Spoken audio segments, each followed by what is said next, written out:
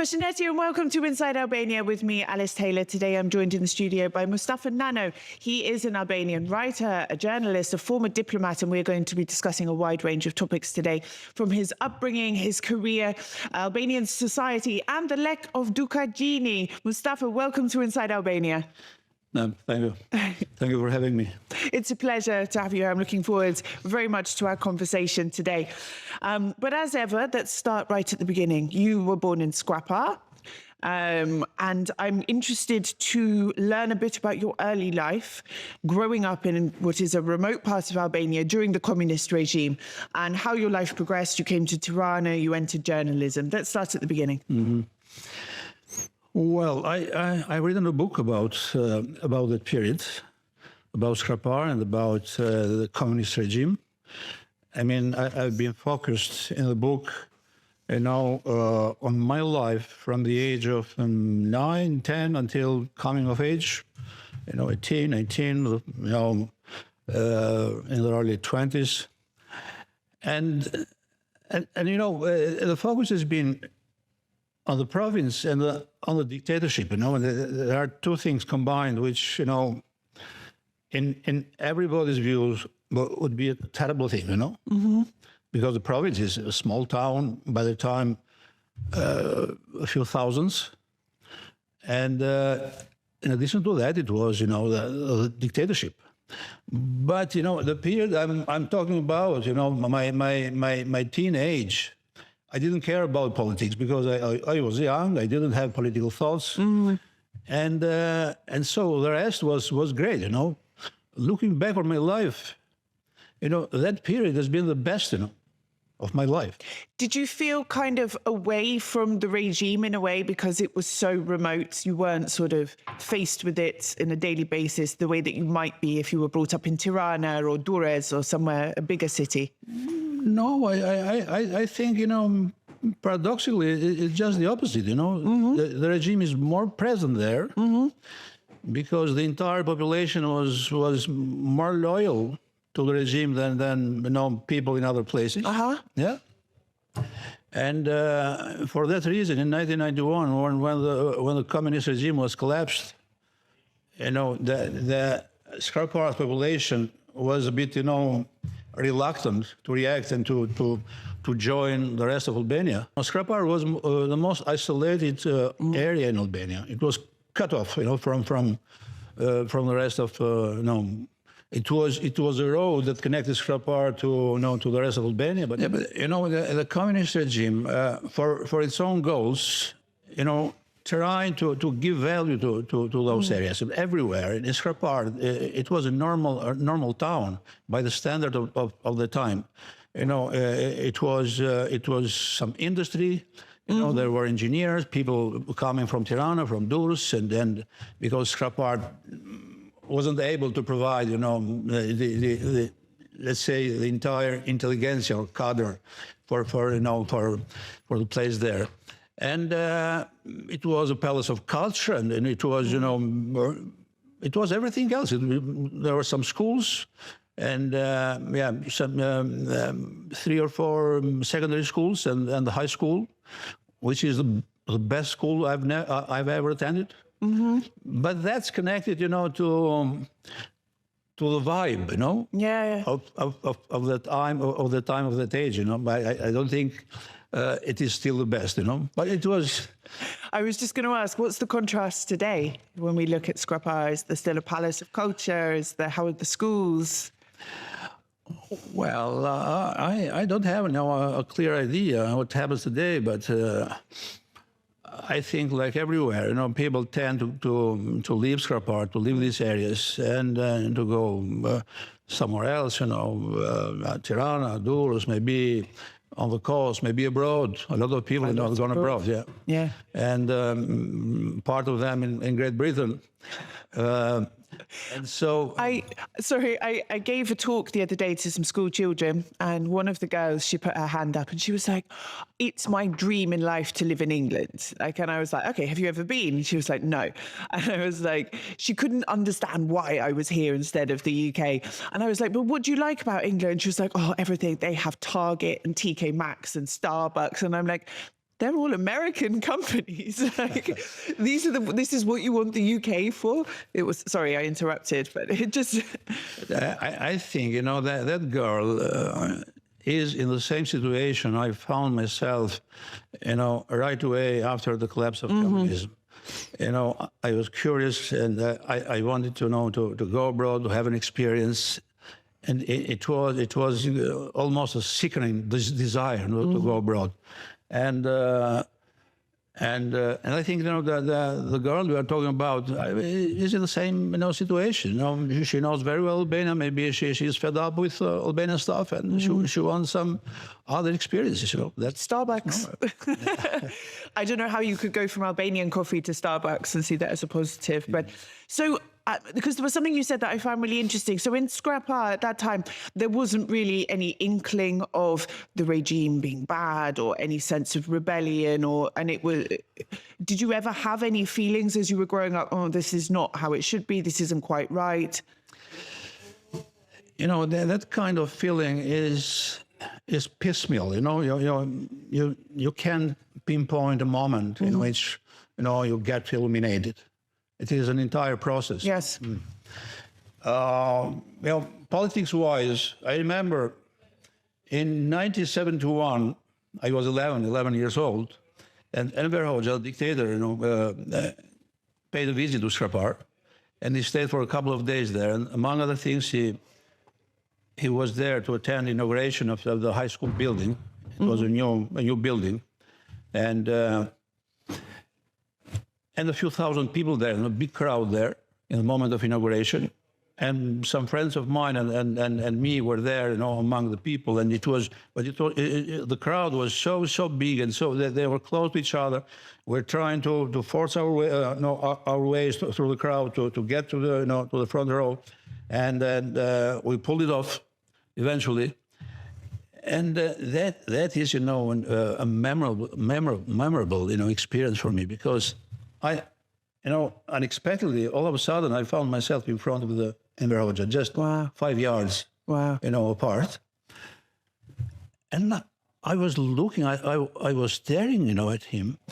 And in my imagination, up to that moment, Enver Hoxha was, something not real, It was a legend, a legendary person. And I saw a real person. It was the first time I was facing authority, and it was the biggest authority on earth and divine, because we are atheists by the time. Yes. He was the only authority. He's the ultimate. And I was shocked, shocked. And at one moment, I've described in the book, my eyes and his eyes, met. And it was just a split of a second. He didn't have any reason to be focused on me, but for me it was, like a shock. Yeah. You feel that stomach, the feeling in your stomach. This is the first moment, I faced politics and authority, but I didn't think even for a second, to challenge, because I was small. I didn't have, as I told you, political opinions. And I remember, later on when I started keeping diaries, one of the first notes in diary was, I got back, to that moment, and I tried to describe in verses. And one verse was like that, I saw Enver Hoxha, and he was a normal guy, a human being, Yeah, flesh and blood. Yeah, so it was a way, to show the difference between what I had in my mind, when it comes to Enver Hoxha and what Enver Hoxha was in reality. And later on, because this relationship between people and authorities is very interesting. I've tried to think about it, all the time. Mm-hmm. And you said your mum was a believer, a supporter, a member of the Communist Party. How did she react when communism fell? Did she change her perception, her support? Was it something gradual, or because you then joined the Democratic Party? How did she perceive that?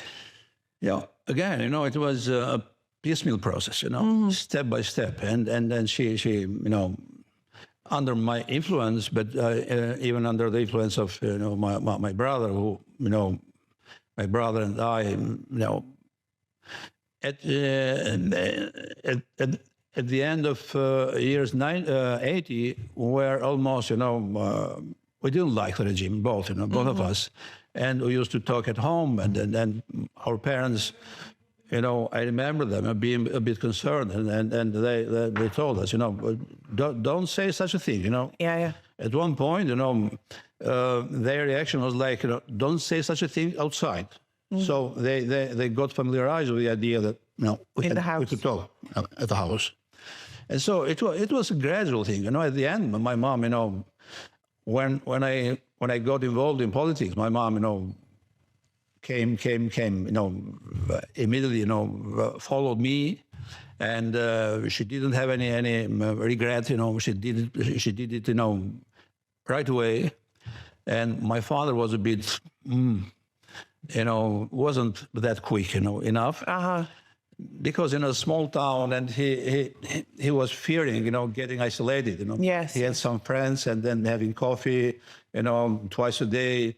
And for some months after I created the Democratic Party there in Shqipëri, alongside other people, and my father, was completely on his own. No one, No, really? No, yeah. Was ostracized. And I used to see him, just alone, and I was sorry. I was sorry for him. And at one moment, he asked me, because he didn't know. He hadn't any idea what was going to happen, And he said, "But are you sure about what you're doing?" And I said to him, "I've never been, sure." Okay, that's good. Good luck. And that's the story of my parents, And I think this is the story of a lot of parents in Albania by the time. Yes. Yeah. Maybe some were more reluctant, and some, just the opposite, were more quick, to join the rest of Albania, and then and being against the regime. But in general, that's the story of Albanian parents, in the year 1990. You entered politics with the Democratic Party, and you left politics again formally. What was that? Why? Did you become disappointed? Was it not for you? Did you have a calling elsewhere? What was it? No, it was a disappointment. In 1992, after the Democratic Party won the elections and came to power for the first time, anti-communist party comes to power, and it was a really very important event. Of course, in modern history of Albania. But immediately after, as I told you, I was curious to get into contact with West, and I decided to go to Italy, and I went to Italy, and I stayed there for a year. And when I got back, I found Albania something politically, I found Albania something similar to Enver Hoxha's regime. It was, de facto on one-party system. Yes. The opposition existed, but the members of parliament got beaten at one moment in the Skanderbeg Square. Can you imagine? Yeah. And the leader of the opposition, the Mustafa Nano, he passed away some months ago, and he got arrested. And that was the moment in which I thought, oh my God, that's wrong, I mean, even internationally, organizations were writing about the continuation of authoritarianism in Albania, not a proper functioning democracy. I mean, it was the birth of this new system, but it was not what people expected. By the time I pointed my finger at Sali Berisha, I blamed her. But with the benefit of hindsight, I think it was wrong. He was, he was to blame, but at the same time, he represented, with everything he did, you know, some how do I put it? You know, he represented a certain vibe, you know. People around him, and by the time, maybe they were the majority, the vast majority of Albanians, they wanted him to behave like that, you know. They wanted him to, you know, to be harsh against opposition. I think people still want that today from leaders. Yeah. They gravitate towards these larger-than-life personalities, which are harsh, which are aggressive, which dominate. And the ones who don't, are not like that and try a different way, they get mercilessly attacked and end up leaving politics. I'm not going to mention names, but... But especially by the time, you know, it was the inertia of communism. And when I speak about people that pressured Berisha and other leaders there, you know, to be harsh, you know, towards former communists, I don't mean just ordinary people, but even sophisticated people. You know, I'll tell you an anecdote with Ismail Kadare. Later on, I had several meetings with him, but in the first time, you know, I asked him a question, you know. Listen, in 1996, the parliamentarians, you know, opposition parliamentarians, you know, members of parliament were beaten in the Skanderbeg Square. And it was quite a spectacular, you know, violence. Yeah, of course. And everything was filmed and was, you know, broadcasted, and foreign media talked about that. And you didn't say anything. And his answer was, you know, it was the first time that communists were beaten. It doesn't matter. So that was, it's the first time I'm telling this anecdote. That was, you know, the vibe, you know, of the entire society by the time. That's why I don't blame, you know, exclusively Salih Berisha for it's that. like it's unfair to judge him by the standards we have now for a time that was completely different, a situation, a context that was wild, you know. No, but later on it turned out, you know, Berisha turned out to be, you know, what he is, and you know, I can blame him for everything he has done later. But the things because you know, later he had some experience, he had some, you know, some. Foreign countries' reaction towards him, and you know, I thought he was going to learn in the hard way, you know, making mistakes, learning from mistakes, and getting better, improving himself. No, he wasn't, you know. Mm-hmm. What do you think about him still vying to be a leader today, like a leader of the country, 30-something years later? It's like an eternal presence in a modern Albanian history. You know, the Albanian leaders in general, you know, want to have, you know, a relationship, want to be in a relationship with history, you know. Mm-hmm. Edi Rama at one point, you know, has expressed so genuinely this desire in an interview with, you know, a French journalist. And he said, you know, I want, you know, instead of saying that I want to go to do you know, good things, you know, to serve Albanians and to leave some legacy at the end, he said, my desire, you know, since the very beginning is not just to enter history, to be part of history. And Salih Berisha, I think, has the same desire to be part of history. But they think that, you know, they can be part of history by being the main character in a play. Main character, and then they measure their success by longevity on power. Mm-hmm. Not by legacy they're leaving now to the next generations, to the future generations. It's like a cult of personality with politics here, rather than, like, I remember when I first came here and I was covering elections and I was trying to find manifestos from the parties. You know, what are you actually proposing? And no one had anything written down, you know, and I couldn't understand how much of a cult of personality it was. You vote for someone because of family, historical, or, you know, which personality, big character you like the most, not on the substance. This is very strange for me absolutely. And today, this is one of my, you know, criticism, you know, when it comes to Albanian society, because I see people who are, you know, really attached to leaders like Rama, Berisha, but even other leaders, and they don't mind, you know, about any substance, any political essence, and any about ideas. For example, let me illustrate this idea. When Belinda Baluku, Belinda Baluku, I have to say, first I have to say one thing. We have to presume her innocent until proven guilty. No doubt about that. But anyway, she is charged with very serious, felonies. Yes. Yes. Very serious, offenses. And at one point, the Constitutional Court, some sort of, exonerated her. It was not exoneration, but the Constitutional Court decided that she would remain, in her position. Until the second moment. And the same day, the Constitutional Court, returned this decision.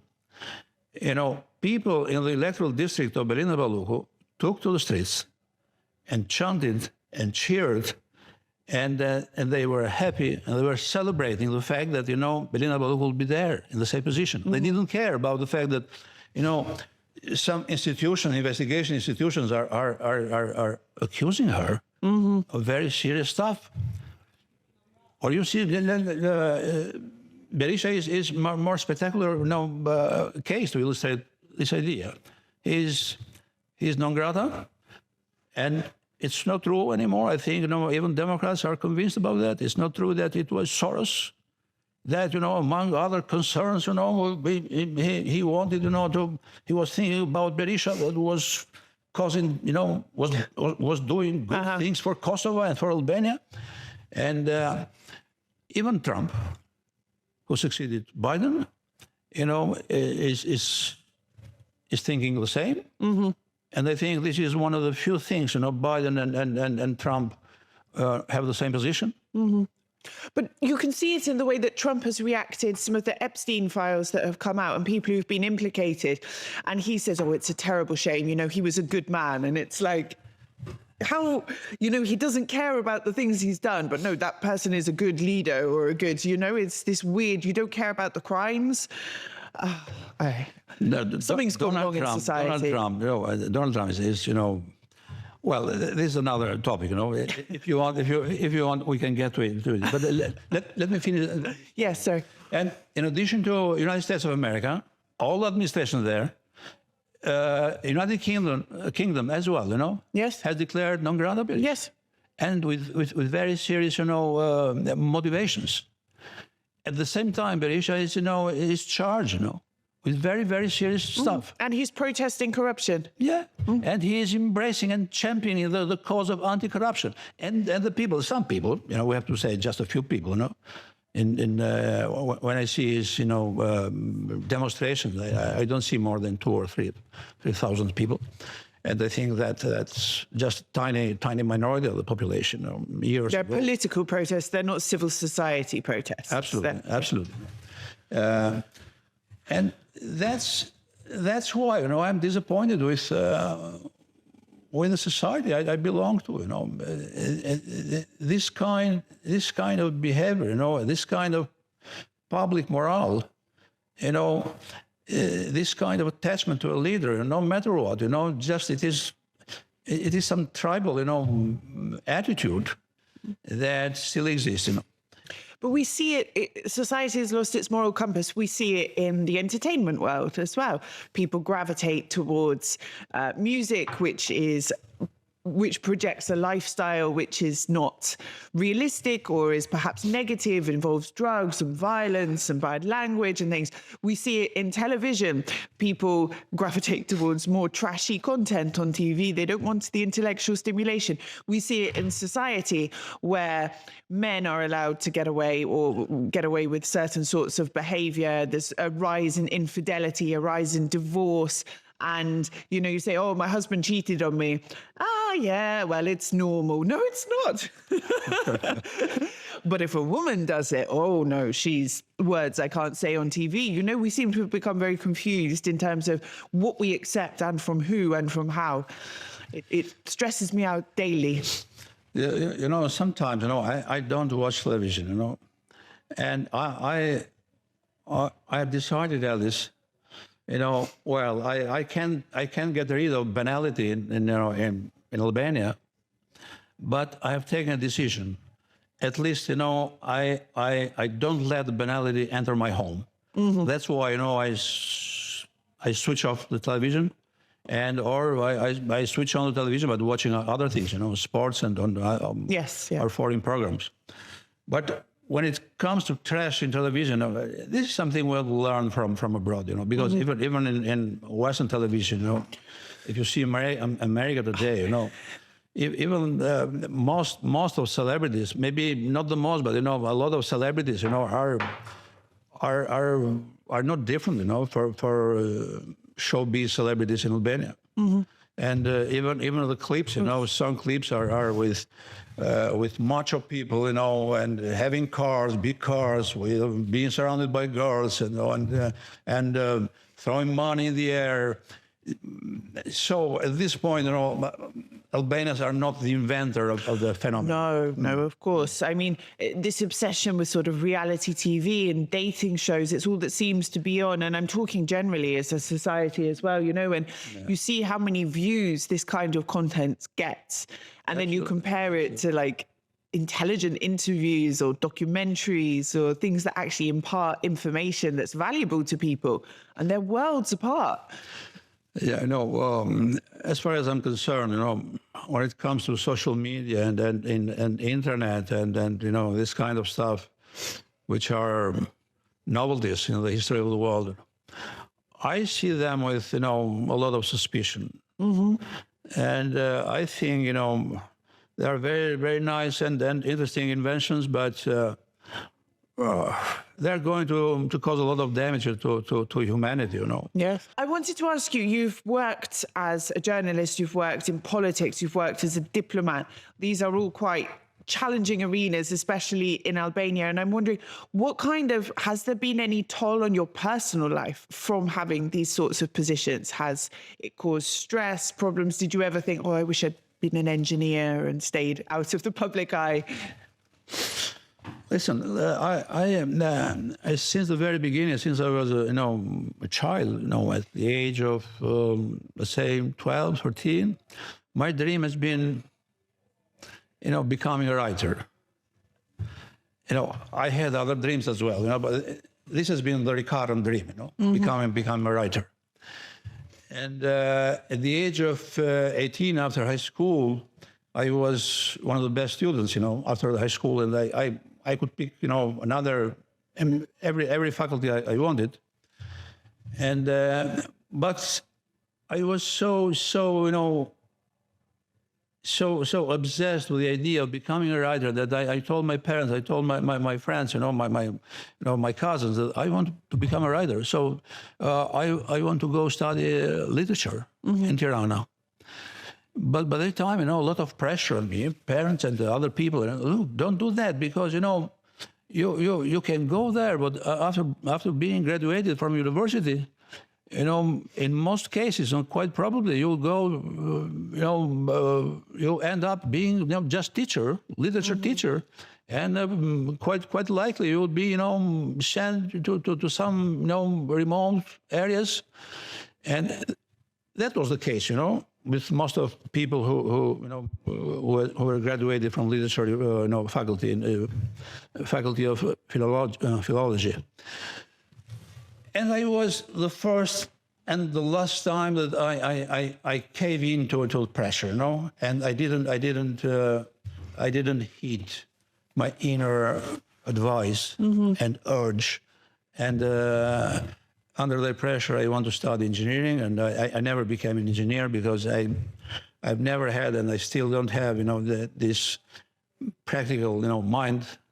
I am a person of imagination, of fantasy, but I obeyed, I obeyed them, and then I became an engineer. And luckily, the year 1990 came.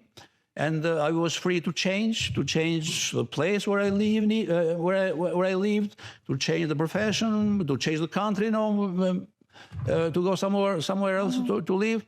And but one of the first things I thought, after the political pluralism was established, I thought, now is is the moment for me, to get back to my dream. And because in the meantime, I kept myself, updated, and I used to read a lot of books, literature, and I used to keep diaries all the time. I practiced a lot, and I was quite confident that I could be a good writer. And that's why, at the end, I became a writer. Yeah, it's funny. We have a very similar story. I wanted to be a writer and a journalist from the age of 6. And my parents were like, no, you're never, you're not talented, but it's not, you won't make a good career. You won't make a lot of money from it. It's very difficult. They pushed me to study. So I studied law. I hated it, never became a lawyer, ended up doing what I wanted to do anyway from the beginning, But at the age of 18, after the high school, I had just a desire to become a writer, but I didn't have the conscience that, hold on, I know myself, and I know that I have skills, and I'm gifted, and I am talented. I didn't know that. The only thing I knew was I have the desire to become a writer. Yes. So I didn't have this self-awareness of being, a talented, young guy. If somebody told me that, yes, you are a talented young guy, I would go there, Yes. I wouldn't care about, I wouldn't care about the pressure. But nobody told me that. So it was just me that wanted to become a writer. That's why I switched, to the engineering. Changing the topic very slightly, the younger generation in Albania today, a lot leave, most want to leave. I think there's been a bit of a death of civil society as well. We don't see, I remember when I first came here and the student protests were happening, and we don't see things like this anymore. How do you perceive this younger generation, sort of 16 to 25 at the moment? Does it give you hope or concern for the future of the country? Listen, I try to understand them, even the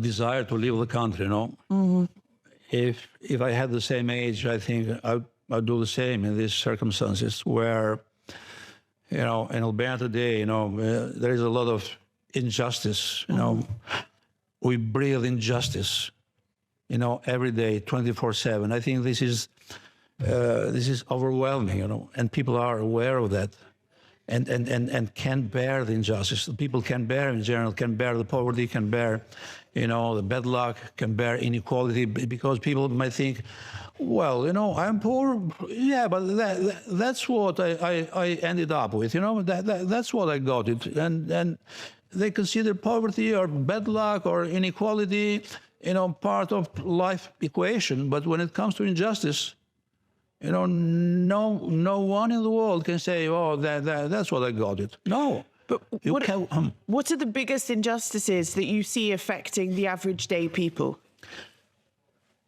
There is no meritocracy, for example. You might have, a diploma. You might have been graduated from Yale University, Cambridge, Oxford. It doesn't matter. What matters is, being part of friends, network, political friends, and having a very important, politicians, as acquaintance, in order to have the opportunity to knock at this door. That's how things work out here in Albania. I think. We still have that in the UK as well, though. If you want to be a certain level of lawyer or barrister or a certain level of journalist, like out of local media, yes, you can get jobs merit-based. But if you know someone, if you went to the right school, were a member of the right club, have the right surname, have the right, uncle who works here, you will find it a lot easier to get into certain higher level careers. Yeah, but Alice, I think, you know better than me, United Kingdom. But I think, in general, not just when it comes to the United Kingdom, but other places as well, in Western countries, what is an exception there, it is a rule here. Yes, it's That's more pronounced. It's at every more level. widespread, yeah. Yes. It's more widespread. And people, I don't know, the public administration, if someone, a young guy, who is well educated and he has this aspiration to have a career in public administration, for example, he doesn't want to get rich. He wants to have a career in public administration. He can't have it, without being, part of, being a political activist or part of, a member of the party, Socialist Party or Democratic Party. I think most of the people who you see in demonstrations are people like that, who want their party to come to power, hoping that once the party, what they'll get from it. Yeah, will get in return, responsibility in administration. That's the way the things work out. I've told this story before on the podcast, but it always makes me laugh and it makes me sad. One of my neighbours, he may be watching, I don't know. I'm not going to name you if you are. He's maybe 70. And I asked him over the garden fence just after the election, did you go out and vote? Because I voted. Did you vote? And he said, no one came to buy my vote this time. No leg, no vote. Yeah. But then he complains about politics and how corrupt they are for the next 4 years. And I'm like, but the whole system is corrupt. Everyone within it is corrupt. We've normalized so many things that are corrupt. They've just become normal. We're desensitized in a way. That's why I'm a bit, hesitant when it comes to put the finger, at Rama, at Berisha. Yeah, I understand that, and that's right. They are, they are the people in charge, and the responsibility, the bigger responsibility falls on them, no doubt about that. But it's about society, Yeah. It's about society. Alice, you see people in Albania. One of the challenges, one of my main concerns in Albania, is some sort of, lack of moral compass. In one of my articles, published some months ago, weeks ago, I used the term, moral illiteracy. Mm-hmm. I see a lot of people, have been saying to me, listen, you are a bit, you are creating a drama, and you are making an issue of it, but it's not that dramatic. I think it's that dramatic. The situation is that kind of drama, because I see people, and this is widespread. Is overwhelming as a phenomenon. I see people that at one point, they might notice, they might spot, their neighbors being rich, overnight, getting from rags to riches. And instead of, I don't know, doing something which is, natural, and I think in other places people can do, not everywhere, but in some places can do. I know from my experience in Scandinavian countries, people do that, If they see a neighbor that, has gotten rich overnight, the first thing they do, they pick up the phone, and make a phone call to the police, and tell the police, that, and tell the story. They would be investigated by tax authorities, probably. But the people, even the police in this case in Albania, would think or maybe will say to him, you are a snitch. Or they say, no, where can I get some? Yeah. That's the public morale here. I love Albania. I love Albanian people, and I know. I'm not comparing it to the UK at all. Sometimes people think I'm making comparisons when I criticize, and I'm not. But what I see here is it's a very informal society. It's very informal. Even I've become accustomed to it. I had a court case in Brussels, just a civil matter. And we were in negotiation stage, and I was getting frustrated and emails backwards, forwards. And I called the lawyer in Belgium, in Brussels, and I said, can't you just meet their lawyer for a coffee and sort it out? And he was like, what do you mean for a coffee? No, everything has to be documented. It has to be. And I was like, yes, you're not in Albania. You become used to, and I think as well, you could put the most honest, God-fearing, moral person as the prime minister of this country, And because the system is so broken and corrupt from the bottom up and the top down and the sides, left, right, everywhere, that person would have to engage in corruption just to get things done, just to exist. And until this changes, but this changes not just from us throwing Molotov cocktails and saying we need a new government. It's how we behave day to day with each other as well. I have the fear that I'm, exonerating a little bit, politicians. Yes, we don't want to do that. No, but they are doing some things that that don't have to do with, with the rest of society. For example, Berisha, I remember Salih Berisha, he was once in a television in Albania, and he was alongside, 4 or 5, colleagues of ours. It was after 2011, where, it was the event for people who got killed in Boulevard, Yep. And Berisha said at one point, said, listen, 2 or 3 days after that day, a top official, American top official, came to my office, a certain Countryman, his family name, Countryman.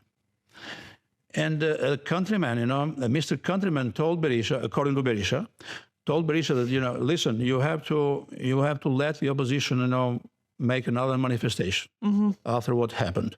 No, you can't block, because Berisha stopped any protests. It was, he threatened the opposition. Don't do that. Don't do that.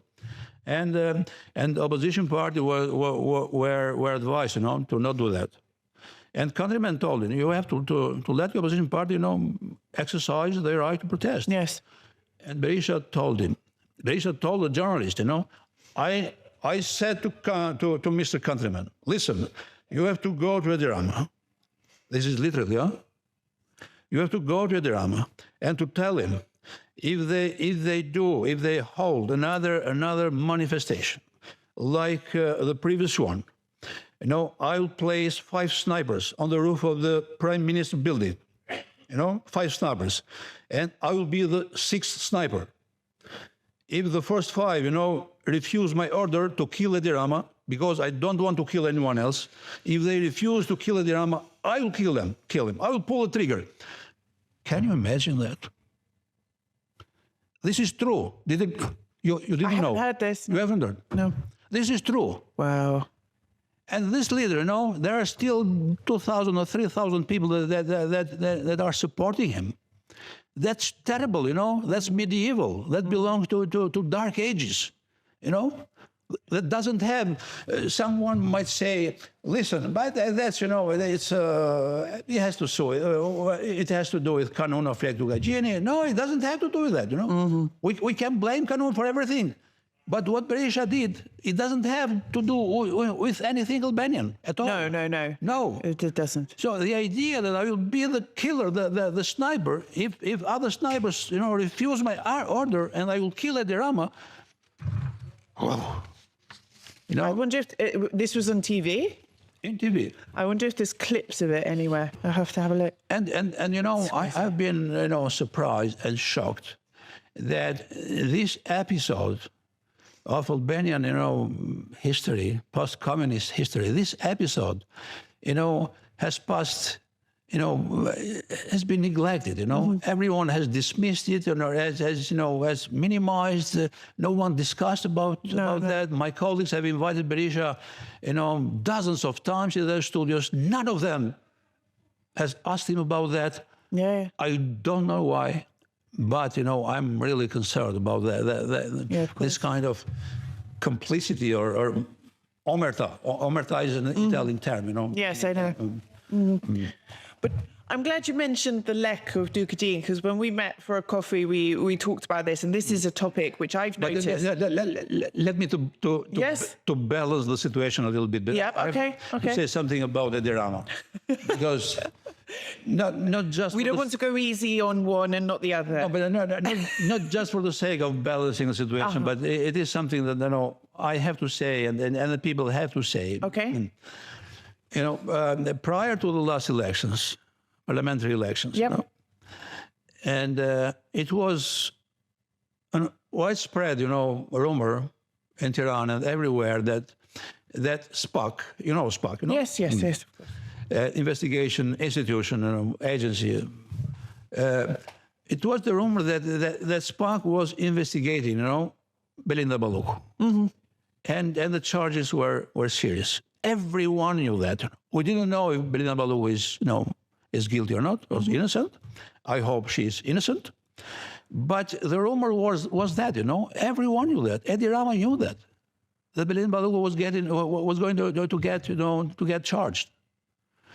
And nevertheless, he appointed her as his deputy. And I still don't understand. I don't get it. Why he did that. And why they're refusing to lift the immunity, or have been refusing to lift the immunity as well. Watching what's happening now, I think that he did that because he wanted to give her protection. Why? This is the question. Why? Why someone want to give protection, to give someone else protection? Because he feels responsible himself. For the things, for the stuff and the things that Belinda Baluk is accused of. Or he believes she's innocent. Well, that's an option. No, you are right. That's an option. Let's play devil's advocate. That's an option. But if you ask me, I would lean on to the first, to the former, rather than. And but this is how it makes it look. By not lifting the immunity, it makes everybody look worse. In the situation. It implies guilt.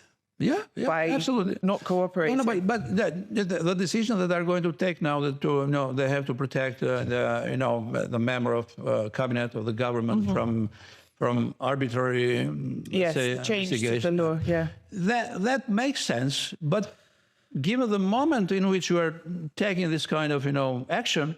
It doesn't make sense at all. It doesn't look good. Yeah. I thought this when I read it. It makes sense, but in the context of what's happening right now, it doesn't. It's not doing anyone any favors in terms of perceptions. Yeah, absolutely. So, okay, we've balanced now. We've criticised everybody. So, was I harsh? You were fair. With everyone. I think at equal levels. But yeah, I wanted to ask you about the Kanun, because we talked about this when we met, and it's a topic that gets people really riled up. I've made comments about it on my social media before. I made a joke once. If you go on a date with a man, and this was based on my real experience, sadly, if you go on a date with a man and he quotes the Kanun at you in a serious way, you have to run. It's don't go on a second date, Absolutely. And the comments were, half of them got the joke, and understood. And the other half were like, the Kanun was the best thing that ever happened to Albanian women. It respected them. It put them on a pedestal. It was, the most, we show more respect to Albanian women than you do in England, blah, blah. I mean, it was quite intense. I had to stop reading the comments. What say you? Listen, in general, misogynistic ideologies tend to portray their ideologies, as not misogynistic. You have Islam, for example, or even other religions, but other religions, have tried to adjust to modernities. And even Muslim people now, not just in Albania, but across the world, are finding themselves, in very, uncomfortable and awkward position to protect the book, which is supposed to be the ultimate word of God, from accusation of misogyny. But you can't protect it because it is misogynistic. It is a book which is misogynistic, clearly. And but the Bible as well. I'm Christian, but there's things in the Bible that you cannot. The problem with Christianity is that Christians have adjusted to modernity. They aren't stuck, to what scriptures say. There are people who still think a woman must obey her husband and give birth, and okay, we're not stoning them to death if they don't, but yeah, but I think that there are episodes, and most of the people, I think, in Western countries, they are okay with the idea that, women and men are equal, in this world. No? There are levels. Okay. There are extremes. There are Christians like myself, for example, and then there are still extremes within Christianity, But yeah, generally we've adjusted. When a book says, for example, Quran says, when the wife doesn't obey her husband, her husband has the duty to reprimand her. If she insists on doing the same thing, the husband has the duty to not let her, in the same bed. Mm-hmm. And she insists, for the first time on doing the same thing. This is in Quran, huh? Yes. And the husband has the right and the duty, to beat a little bit, his wife. Now, if you have a book, in which you believe, that says such a thing, your position, in public debate is vulnerable. Yes. You are exposed, Yes. And let's go to Kanun now. Yes. Kanun is the most misogynistic book I think in the history of humanity. The misogyny of Kanun is something, not to be proud of at all. Can you, because give me some specific examples. I know them, but for the audience who doesn't. There are explicit definition or let's say sayings in Kanun like that. The women is unnecessary burden in the household. Can a book be clearer than that? The woman is unnecessary burden, or the woman is some sort of beast of burden. In Albanian is, gruaja a shackle from a bite. Mm-hmm. Beast of burden is approximative, translation. Yes. And you can't have books like that in the history of humankind. But did it not give rights to women at a time that in other parts of Europe, the Middle Ages, that women did not have rights? In the Kanun, women don't have any right. Zero. They have just duty. Mm-hmm. They are there in the family, and they are subordinate human beings. And the women, especially wives, are, in the back of the queue, Yeah. in the family, or at the bottom of the pecking order, And above them are children, but even children, don't have rights until coming of age or until getting married, actually. Mm-hmm. And but until that age, the father has the right even to kill his children. Yes. And no one, is going to, to hold him accountable or responsible. The wife, if she is unfaithful, he has the right to kill her with no revenge from the family. Absolutely. So misogyny and this extreme patriarchy and the blood feud are the barbaric part of Kanun. Mm-hmm. No one should be proud of that. But it is a very important document in the history of Albanians, which explains Albanians what have been like, what they have been like, what they are like today. I remember once, I've told once this story, but that's telling. I'm going to tell again. I was traveling, by train. I was on train 20 years ago. I was going to Shkodra, and in my compartment, there were two women dressed in ethnic way, mm-hmm. and they were in front of me, and they were, just whispering to each other, and not communicating to me, even though I tried, to engage them. But at the end, eventually they got some confidence, and they started talking to me, and I was asking a lot of questions. Among other things, I said, I asked them, do your husbands, beat you sometimes? And the answer was, yes, when we make mistakes.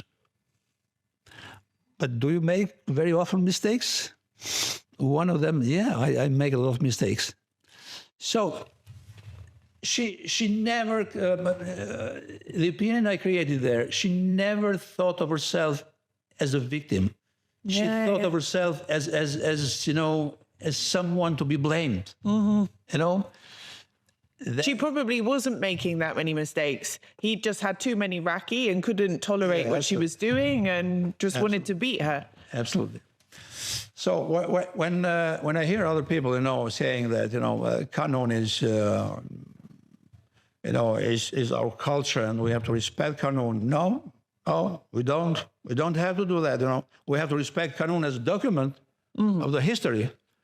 But nothing, almost nothing from Canon can be, you know, embraced or adopted, you know, as something, you know, based on which we have to build, you know, a state, a government, or I don't know, whatever. Albania has one of the highest rates of domestic violence in Europe. It's over half of women will experience at least one kind of violence. So it could be emotional, financial, physical, sexual, all the different types in their life. This is higher than most other countries in Europe. Do you think this has something to do with remnants of Kanun thinking left over in today's society? Because I've asked this question so many times. Why?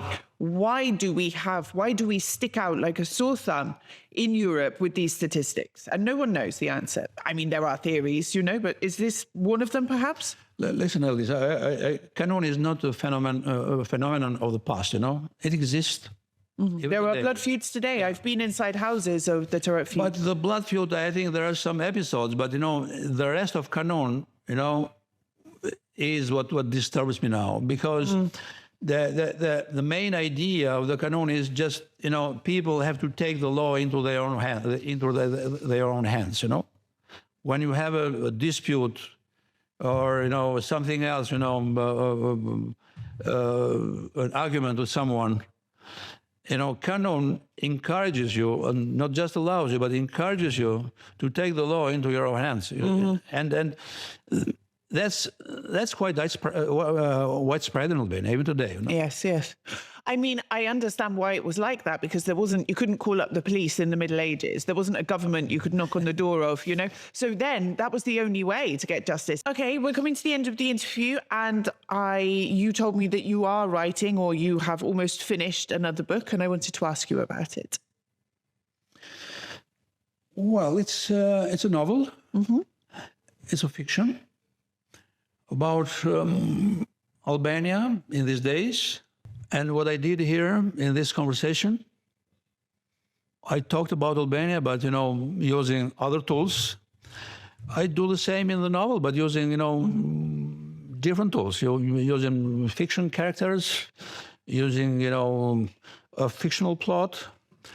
But I try to, you know, to give the readers, you know, the future readers, you know, a complete idea, a complete portrayal of Albania today, you know, characterized by what we talked about, by, you know, this kind of moral illiteracy, you know, the idea, because that is what concerns me most, you know, this literal, you know, moral illiteracy, the idea that, you know, that sometimes Albania, part of Albania, you know, it seems to me, you know, that they aren't even able to separate the good from the evil, you know, the right from the wrong. And it's incredible. And sometimes I think we have to start from the scratch, you know, educating these people to turn that, you know, what is right is not wrong, and vice versa. What is wrong is not right. You know, it's wrong, you know, to throw a plastic bottle in the place you are, you know, just to get rid of it. You don't have to do that. And, this is basic, you know, this is elementary. But I think sometimes, you know, we have to do that, you know, to give some basic education, you know, to learn them the basic moral norms. And yeah, I'll try to deal in the books, you know, again, you know, with artistic tools, you know, to deal with this kind of stuff. Trying not, you know, Not to exaggerate, or at least not to highlight only, the bad things among Albanians. There are certainly, good things. For example, the strong family bond, in my opinion, is a good thing. And Western countries, have to learn from Albania when it comes to family bond. Even though, this family bond is based on old-fashioned patriarchy. But the family bond in itself is good, sociability and Albania being social and, every phenomenon, has a flip side because this sociability is associated with tribalism and things like that. But I try to see the bright side of the phenomenon. Good. Yeah. Because there are positives. Yeah. And I try to be balanced as well, even in the book. When will it be ready? Well, in a few months. Yes. Yeah. Okay. And does it have a working title? Working title, yes. There are several working titles, but